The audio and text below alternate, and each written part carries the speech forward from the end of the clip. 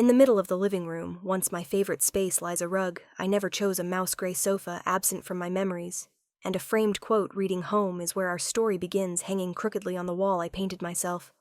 But what stopped me in my tracks wasn't the objects. It was the voice echoing from the kitchen. "Babe, Clara's back. Your sister's here." Not the homeowner, not even big sister with the awkward warmth of earlier days. Now I'm just a guest. I stood there in the apartment I saved for 8 years to buy, silent like a thief sneaking into the world where I was once the center. I am Clara Morrison, 33 years old. I don't have much to boast about to the world. No company of my own. No European backpacking trips. No French-style breakfast posted on Instagram. Just a 2-bedroom apartment bought with savings scraped together over 280 weeks of work, a few basic investment certificates, and a life I thought at the very least belonged to me. Until Ethan showed up. Ethan is my younger brother, 7 years my junior. As a kid, he was scrawny, wore glasses bigger than his face, and loved showing off his collection of bugs in glass jars. I thought he'd become a biologist, or at least a quiet, responsible person. But life doesn't follow templates. He studied communications, quit 3 different jobs before the pandemic hit. In the summer of 2020, he called me at 10 p.m., his voice hoarse with exhaustion. "Sis, Haley and I just got our lease terminated. Can we crash with you for a month?" I paused mid-financial report, glancing at the window where city lights reflected off my table. I didn't think long. Ethan was my brother. Haley, his girlfriend. I hadn't met much, but they were struggling.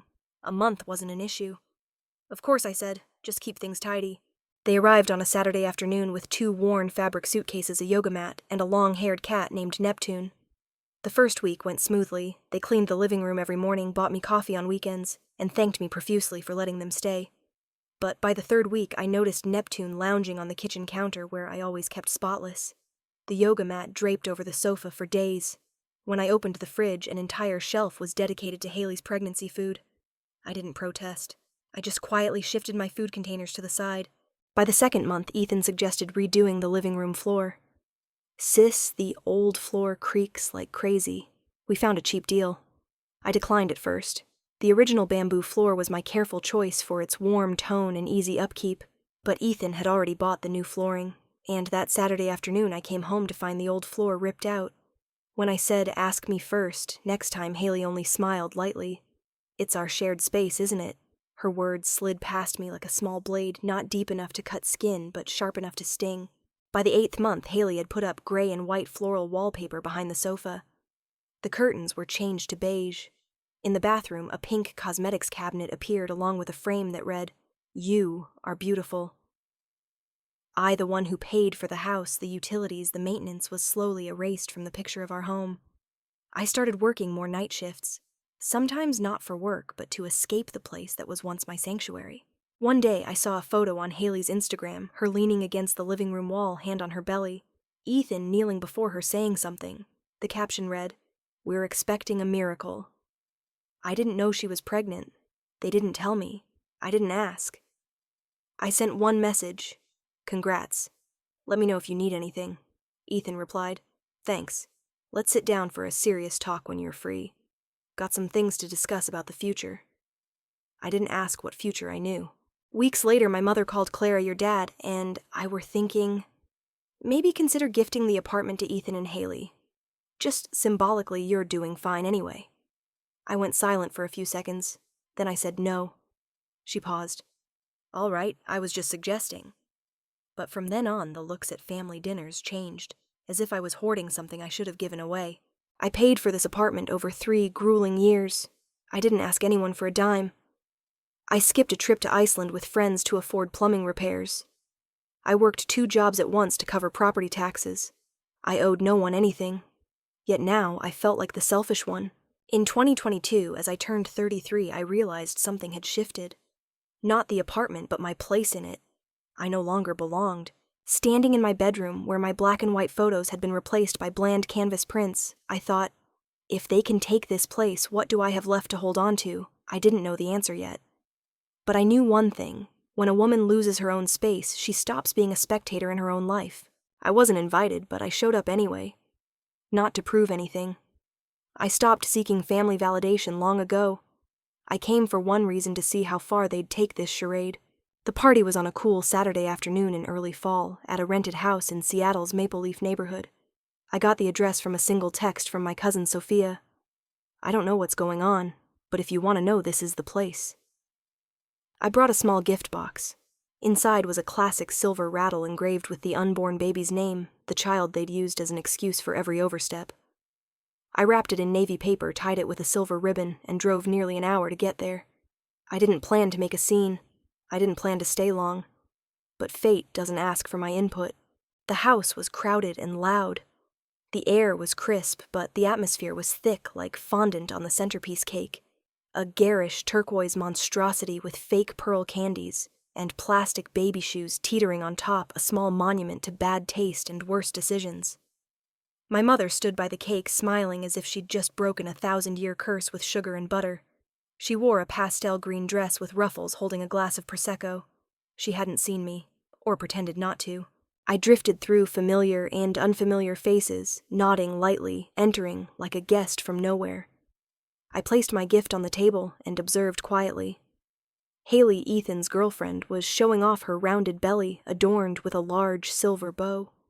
Ethan stood beside her, arm around her shoulder, his expression stiff like he was trying to play the part of dad-to-be. I didn't feel anger. Not then. About 10 minutes later, as people shared cupcakes and debated baby names, my mother tapped a knife against her glass, making the familiar clink that signaled something staged was coming.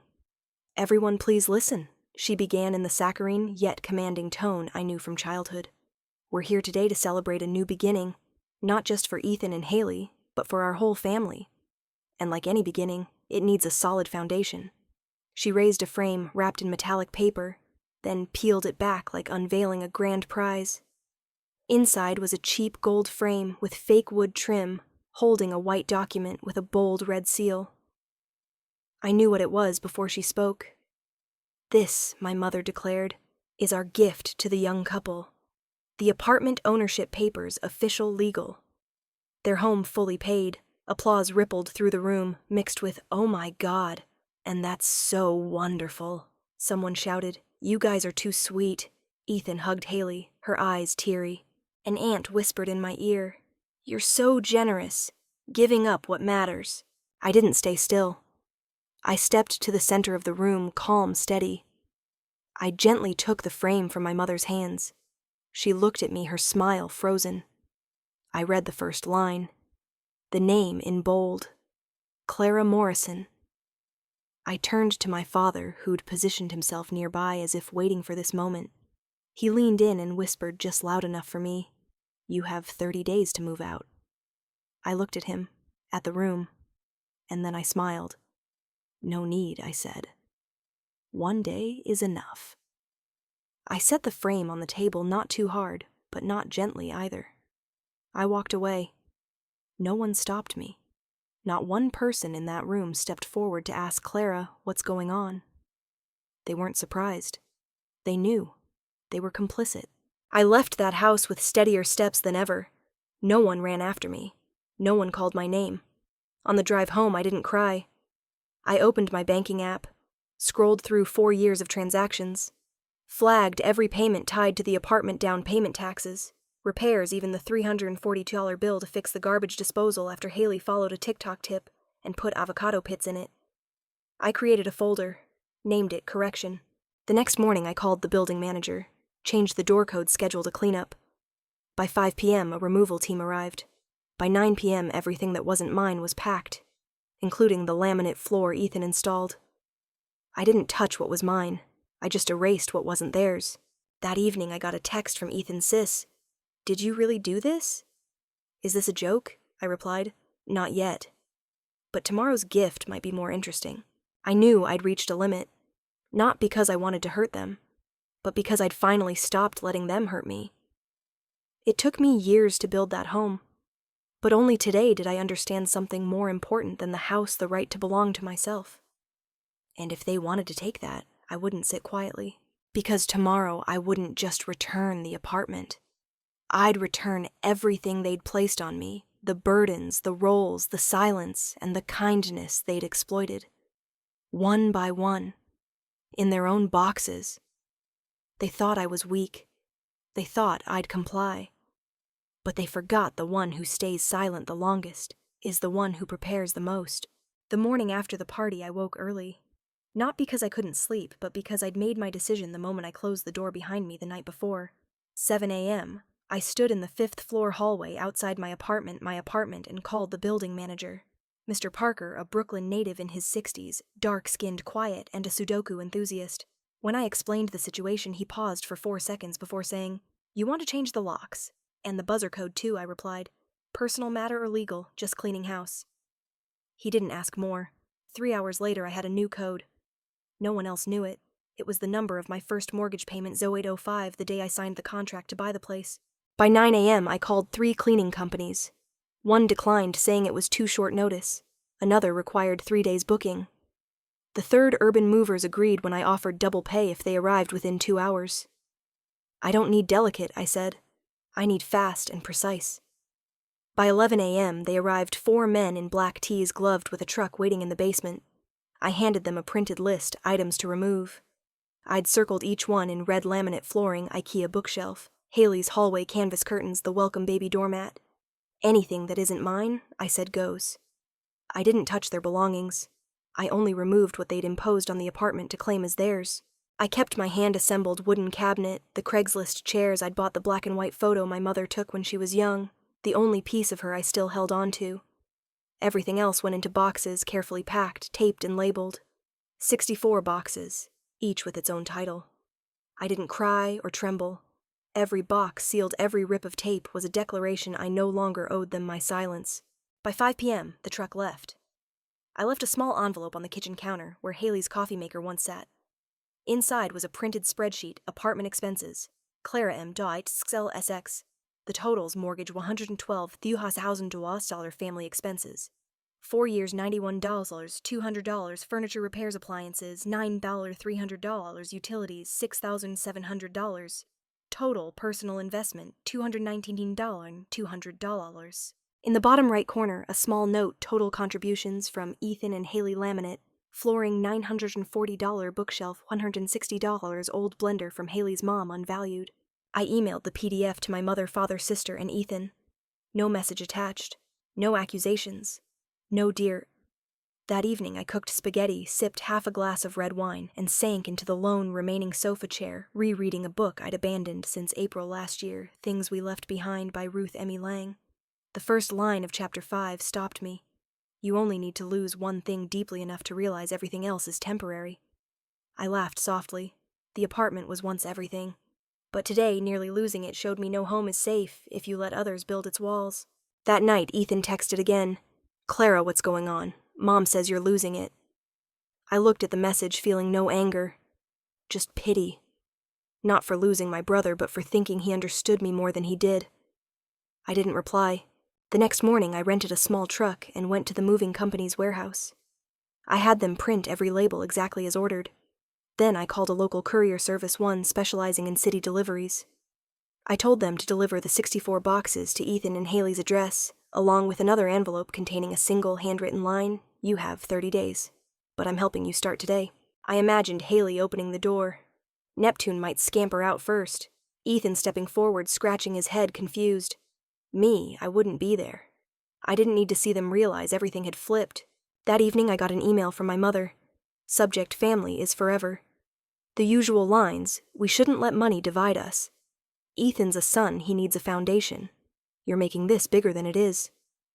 I forwarded it to another inbox, changing the subject: family concept adjustment. Then I created a new folder on my laptop, Rebuild Bijou Clara. I didn't know what lay ahead. But for the first time in years, the space around me felt lighter. Freer. Truly mine. I walked into my bedroom. Their frames, photos of Ethan, Haley, even my mother, were packed away in a box. Not to throw out. Just to remove from sight. I opened my laptop, went to Amazon, and searched for a vintage-style floor lamp for my new reading corner. I didn't need to rebuild everything in one night.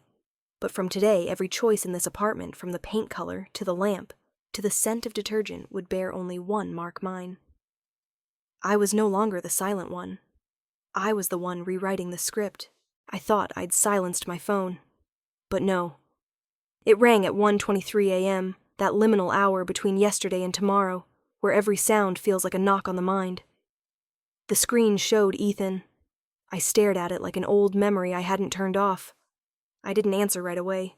I let it ring twice more. Maybe he'd hang up. Maybe he was drunk or lost. But no, Ethan stayed on the line, and I pressed accept. No greeting, just heavy breathing, then a near-broken sentence. Sis? I don't know. What to do? I said nothing. I waited. I didn't think it'd come to this. I thought we just needed time. But now? A long pause. I'm a dad, and I don't know how to be an adult. His voice cracked at the end. No separation between cry and speech. It blended like night into darkness. I closed my eyes. Not from emotion, but because in that moment I saw clearly some apologies don't need words. I didn't respond. I quietly ended the call after a few more seconds of silence.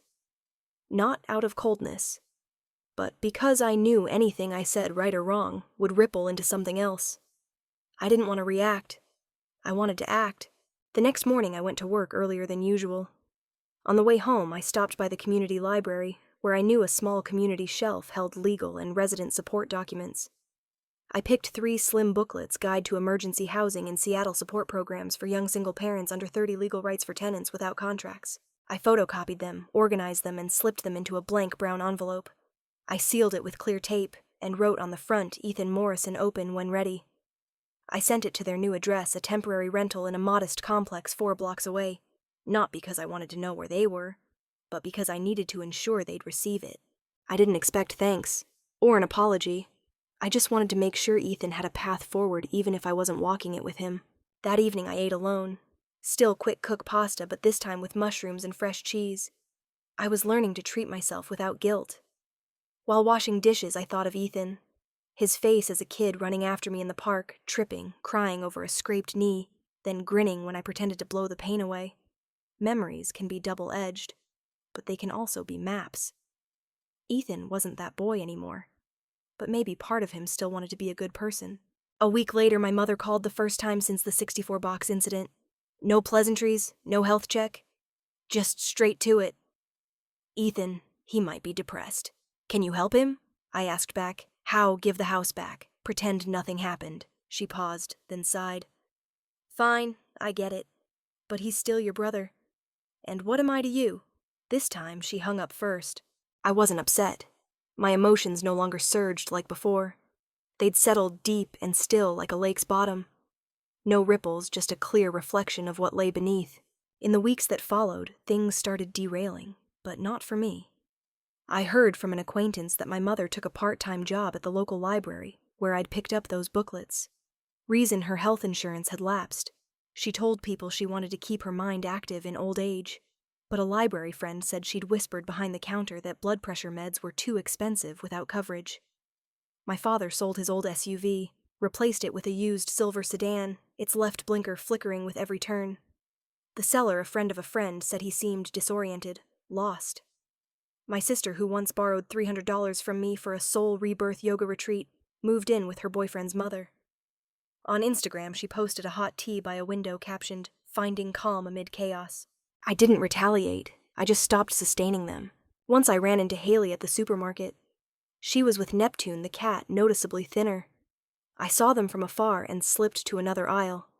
She didn't see me, or saw me and chose not to stop. I didn't resent her, because I understood people who won't meet your eyes when you're no longer useful aren't worth standing beside when you're happy. A month later, I got a letter.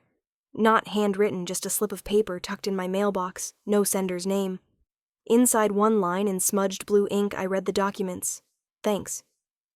I kept the paper. Not for sentiment, but as proof that sometimes people can start over. They just don't always know how. I didn't reply, but I felt lighter. That evening I played an old playlist I'd abandoned. The first song was Rivers and Roads, one Ethan used to blast in the car when he drove me to dinner during college. This time, I didn't cry. I just nodded, smiled. Not every forgiveness needs words. Some mercies only need an action, a document, or an unmarked envelope. I'm not a saint, but I chose not to become like them. I didn't hold them back.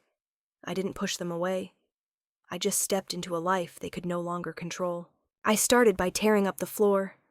Not because it was ugly, or because I hated the fake gray wood grain Ethan chose.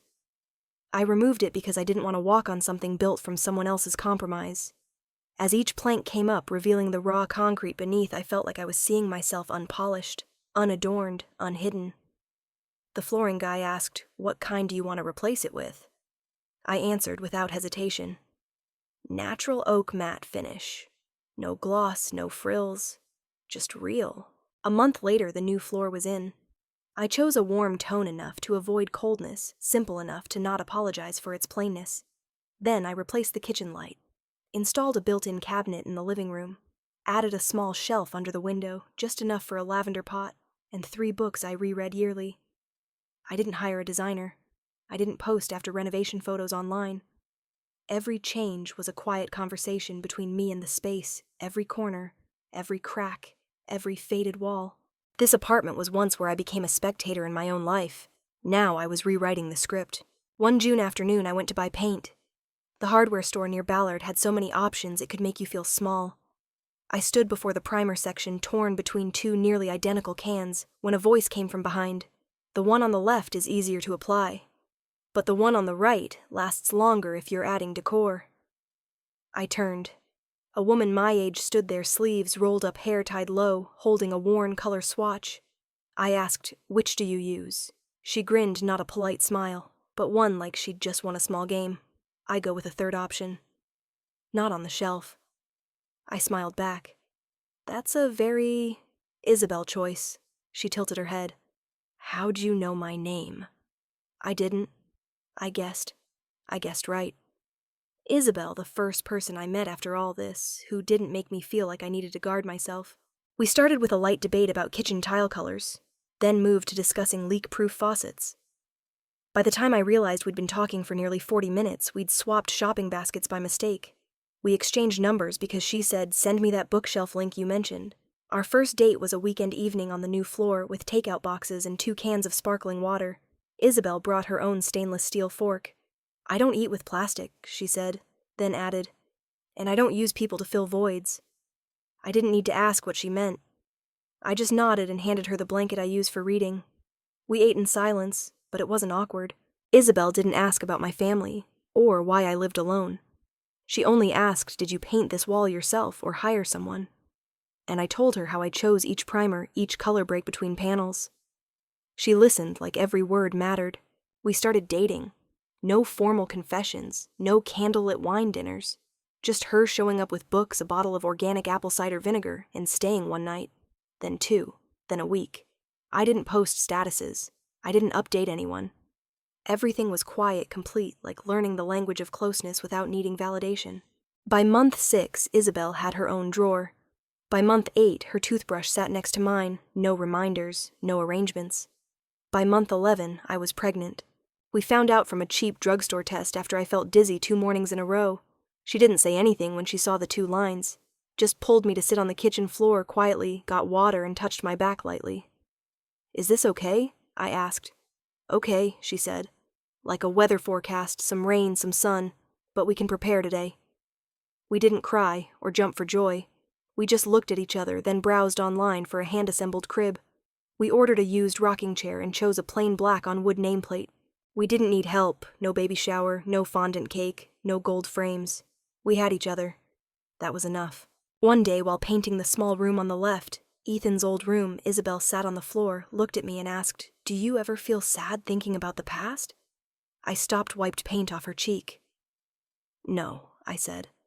"You're not a patch. You're the part I want to keep." She smiled and went back to painting. We chose a warm gray, not cold, not flashy, but under light, it shimmered like soft pearl. Sometimes peace isn't absolute silence. It's the person willing to sit quietly with you when you don't know what to say. We assembled the crib together, read parenting books together, laughed when we accidentally bought size 3 diapers for an unborn baby.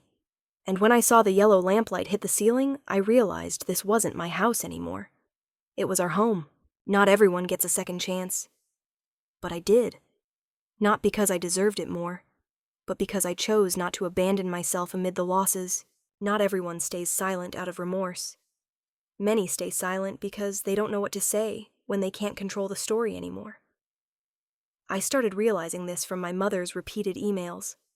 Subjects were similar: family is forever, or let's put things back as they were, and most recently, forgiveness is the greatest gift.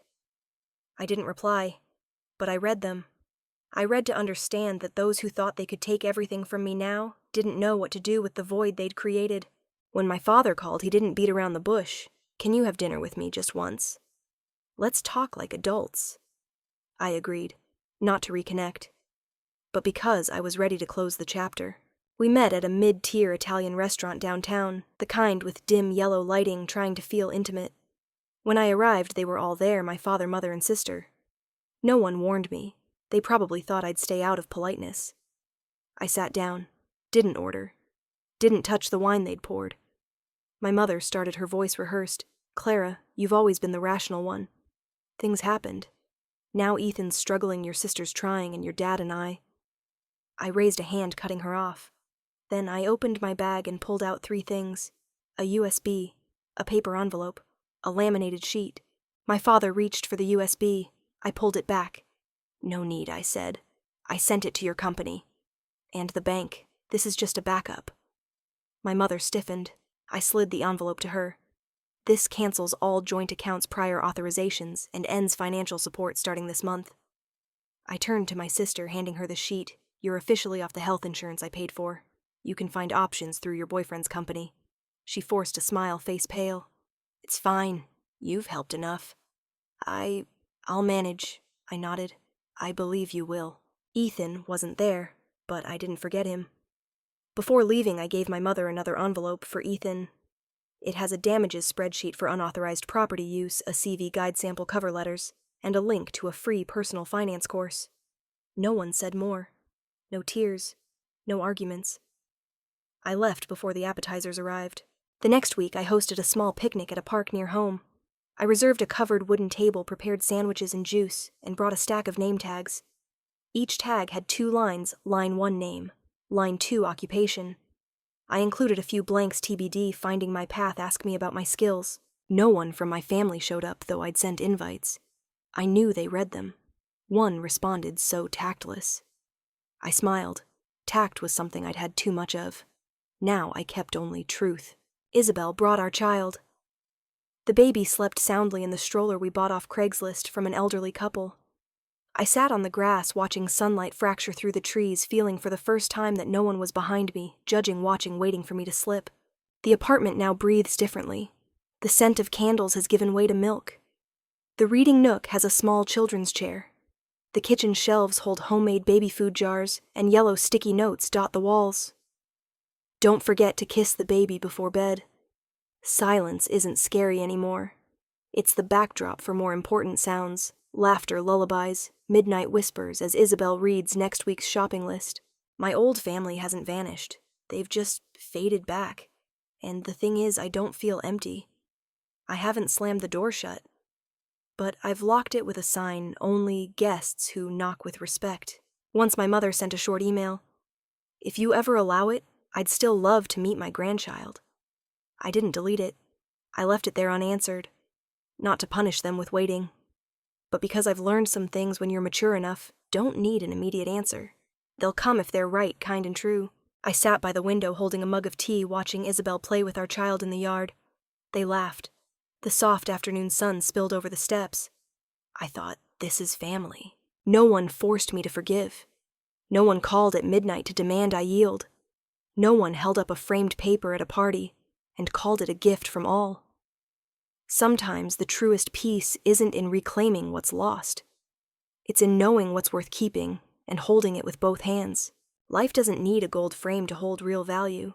Just a quiet home, a timely embrace, a name softly called on a sunny morning.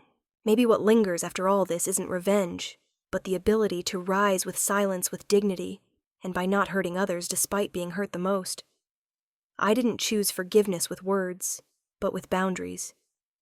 I didn't rebuild the old family, but a true home where no one holds their breath, fearing abandonment, where my child grows up in real peace. This story isn't just about betrayal. It's about control, about measured compassion, and about loving without losing yourself. If you've ever been the Clara in your own story, I hope you know you're not alone. And true peace sometimes comes after falls that feel impossible to rise from. Thank you for staying with me to the last line. If this story touched you, leave a comment, share your thoughts, and follow for the next journeys we'll take together. I'll be here telling the stories we sometimes forget we've lived through.